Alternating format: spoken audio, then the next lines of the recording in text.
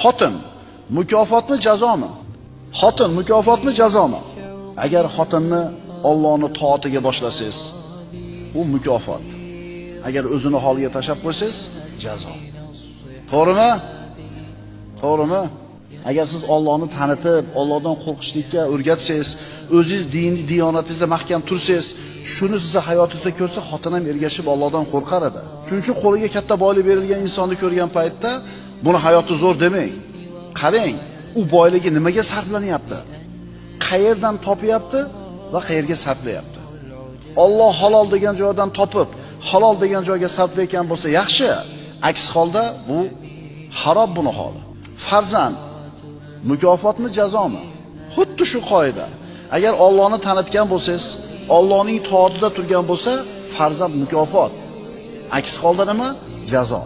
Mana shu asosiy qoida.